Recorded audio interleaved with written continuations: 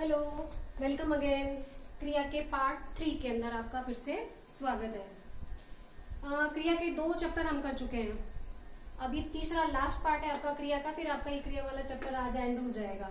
हम संरचना के आधार पर क्रिया के पार्ट कर रहे थे, जिसका अगला प्रकार है पूर्वकालिक, जिसमें हम उससे पहले हम कौन कौन सी कर चुके थे।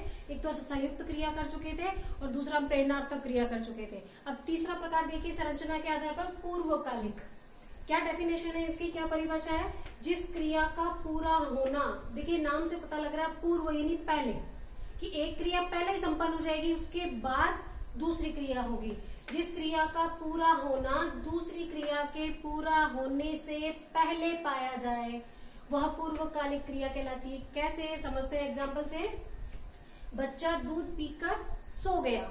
अब देखिए यहाँ पे 2 क्रियाएं हैं और हमारी परिभाषा जो है उसका नाम क्या है? पूर्वकालिक। बच्चा दूध पीकर सोया, तो पहले कौन सा काम हुआ है?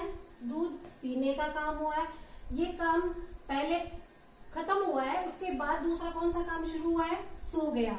तो क्रिया की परिभाषा क्या कहती है कि जिस क्रिया का पूरा होना दूसरी क्रिया के पूरा होने से पहले पाया जाए। तो एक क्रिया पहले हो चुकी है दूध पीने की, उसके बाद में कौन सी दूसरी क्रिया हो रही है? सोने की। तो ये कौन सी क्रिया है? पूर्वकालिक क्रिया है। दूसरा एग्जाम्पल देखो, वह खाना खाकर चला गया। तो पहले कौन सी क्रिया संपन्न हुई है? खाना खाने की। उसके बाद में कौन सी दूसरी क्रिया है? चला गया। तो क्या मतलब हुआ कि पहले खाना खाने की क्रिया हुई है और उसके बाद में चले जाने की क्रिया हुई है। तो इसको हम कौन सी क्रिया कहते हैं? पूर्वकालिक क्रिया। दूसरी बात, वे क्रियाएं सजातीय क्रिया। दूसरी डेफिनेशन क्या है हमारी? सजातीय क्रिया। वे क्रियाएं जिसमें क्रिया एवं कर्म, क्रिया और कर्म दोनों एक ही धातु से बनकर के प्रयुक्त होते हैं। धातु की परिभाषा मैंने क्रिया के पार्ट 1 में समझाई थी कि क्रिया का मूल रूप, कि वो क्रिया किस मूल शब्द से बनती है, वो जो मूल रूप होता है वो धातु कहलाता है। तो सजातीय क्रिया में मैंने क्या परिभाषा दी है कि वे क्रियाएं जिसमें क्रिया एवं कर्म यानी क्रिया भी और कर्म भी दोनों एक ही धातु से बनेंगे। तो जब दोनों एक ही धातु से बन रहे हैं यानी एक ही जाति के हैं, तो क्रिया का नाम क्या है हमारा? सजातीय क्रिया यानी एक ही जाति की। कैसे? देखिए जरा, भारत ने लड़ाई लड़ी। अब लड़ना यहाँ पे क्रिया है। क्या लड़ी है? किसको लड़ा गया है? लड़ाई को। तो दोनों ही एक ही धातु से बन रही है। यहाँ पे ये भी लड़ाई से, लड़ से बना है लड़ाई, और दूसरा बना है लड़ी। तो दोनों की दोनों एक ही धातु से बन रही है। कौन सी? तो क्रिया भी, और ये जो लड़ाई यहाँ पे कर्म है, किसको लड़ा गया है? लड़ाई को लड़ा गया है। तो दोनों की दोनों एक ही धातु से बन के प्रयुक्त हो रही हैं, एक ही जाति की हैं। तो इस क्रिया का नाम क्या है? सजातीय क्रिया। एक एग्जांपल और देखिए, राम दौड़ता है। क्या दौड़ता है? दौड़ता है। तो दोनों एक ही धातु से बना हुआ है, दौड़ना, और क्या दौड़ता है, किसको दौड़ रहा है? वो दौड़ को। तो यहाँ पे क्रिया और कर्म दोनों एक ही धातु से बन के प्रयुक्त हुए हैं। ऐसी क्रियाएं सजातीय क्रिया कहलाती है। अगला प्रकार आता है नाम धातु क्रिया। जो क्रियाएं संज्ञा, सर्वनाम या विशेषण ऐसे शब्दों से मिलकर के बनेगी वो क्रिया कौन सी कहलाएगी? नाम धातु क्रिया। जैसे रंग एक संज्ञा है, पीछे मैंने ना प्रत्यय लगा दिया, रंगना। ठग यहाँ पे संज्ञा है, ना पीछे प्रत्यय हो गया तो बन गया ठगना। तो रंगना, ठगना यहाँ पे क्रियाएं हैं, ये जब किसी वाक्य में प्रयुक्त होंगी तो। लेकिन ये बन किससे रही है? दोनों संज्ञा से बन रही है। तो नाम क्या है इसका? नाम धातु क्रिया। अपना, मेरा। तो अब अपना जो है यहाँ पे ये क्या है? ये एक सर्वनाम है। तो इस सर्वनाम से ना प्रत्यय लगाने से ये क्या बन गई है?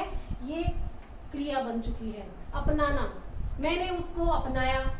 तो अपनाया यहाँ पे क्या हो गई? क्रिया। लेकिन बनी किससे है? ये सर्वनाम शब्द से बनी है। तो ऐसी क्रिया क्या कहलाएगी? नाम धातु क्रिया कहलाएगी।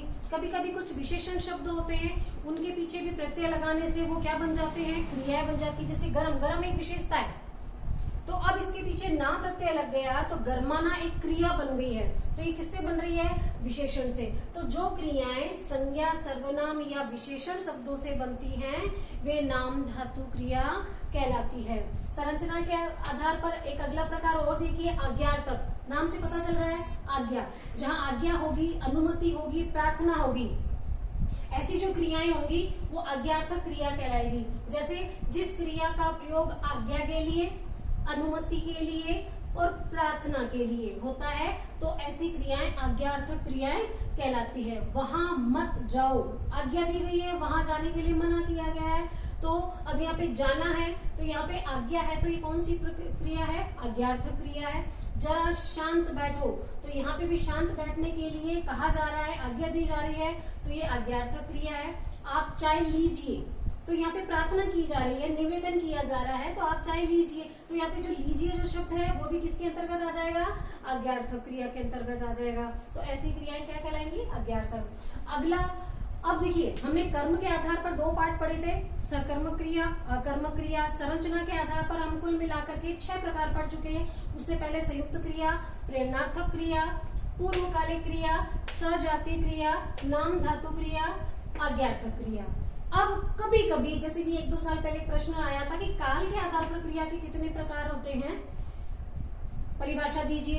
तो काल बहुत सिंपल क्रिया का प्रकार है ये। काल के अनुसार क्रिया के भेद, जिस काल में क्रिया संपन्न होती है उस काल के नाम के आधार पर क्रिया के काल का या क्रिया का नाम रखा जाता है। मान लो वर्तमान में हो रही है तो वर्तमान कालिक, भूतकाल में हो चुकी है तो भूतकालिक, अगर भविष्य काल में होने जा रही है तो भविष्यकालिक। तो बहुत सिंपल सी है ये परिभाषा।